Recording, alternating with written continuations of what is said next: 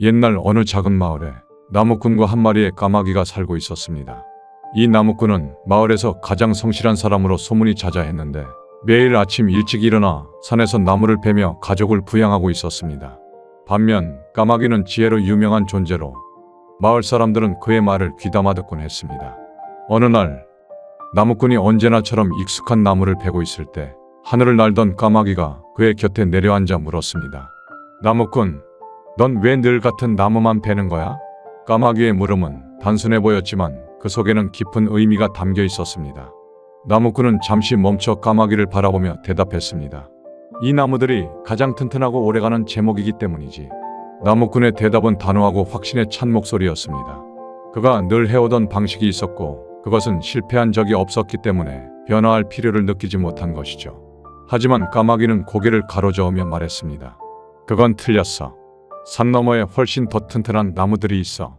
그 나무들은 더 빠르게 자라고 더 단단한 제목이 될 수 있지. 까마귀는 세상의 변화를 꿰뚫고 있었고 더 나은 방법을 알고 있었습니다. 하지만 나무꾼은 고집스럽게 대답했습니다. 내가 이 나무들로 집을 지어왔고 이 방법이 늘 효과가 있었어. 내가 잘못될 리 없어. 나무꾼은 자신의 경험과 오랜 전통을 신뢰했기 때문에 까마귀의 충고를 쉽게 받아들이지 않았습니다. 우리도 이런 순간을 겪곤 하죠. 익숙한 방식이 항상 안전해 보이기 때문에 새로운 시도를 두려워하고 결국 변화를 거부하게 되는 겁니다. 그런데 까마귀는 다시 말했습니다. 하지만 세상이 변하잖아. 너의 방식이 예전에는 좋았을지 몰라도 이제는 새로운 방법을 찾아야 할 때일지도 몰라. 하지만 나무꾼은 까마귀의 조언을 무시하고 내가 알아서 할 테니 너는 내 일을 하거라 라고 단호히 말하며 일을 계속했습니다. 몇 년이 흐르고 마을에 큰 폭풍이 닥쳤습니다. 나무꾼이 지은 집들은 폭풍에 의해 무너져 버렸습니다. 그가 늘 베어오던 나무들이 쉽게 부러져 사방에 흩어졌죠. 반면 까마귀가 말했던 산 너머의 나무로 지어진 집들은 폭풍을 견뎌냈습니다.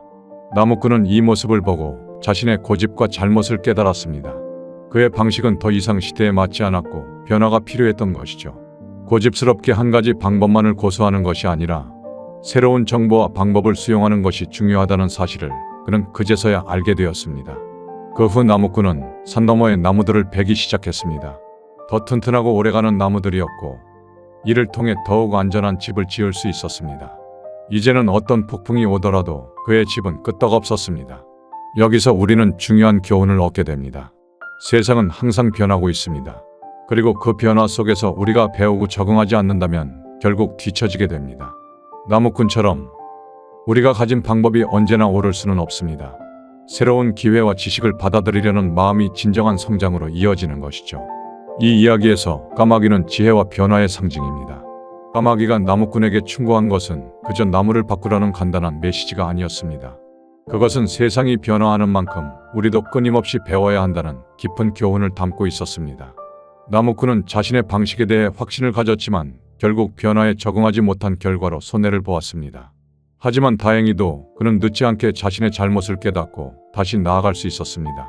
우리는 이런 순간들을 우리 삶에서 어떻게 다루고 있을까요? 결국 이 이야기가 우리에게 전하는 메시지는 간단하지만 강력합니다. 변화는 두려워해야 할 것이 아니라 받아들여야 할 것입니다. 고집과 자만은 결국 우리를 무너뜨리는 장애물이 될 수 있지만 열린 마음으로 새로운 방법을 배우고 적응한다면 우리는 언제나 성장할 수 있습니다. 오늘 영상이 여러분의 일상 속에서 변화에 대한 두려움을 극복하고 새로운 도전과 배움을 받아들이는 계기가 되었으면 합니다. 나무꾼처럼 우리도 때때로 익숙한 것을 고집하지만 세상은 늘 변화하고 있다는 것을 잊지 말아야 합니다. 오늘 이야기가 여러분에게 작은 깨달음이 되었길 바랍니다. 다음 영상에서도 더 유익하고 흥미로운 이야기로 찾아뵙겠습니다. 구독과 좋아요는 영상 제작에 큰 힘이 됩니다. 다음에 또 만나요.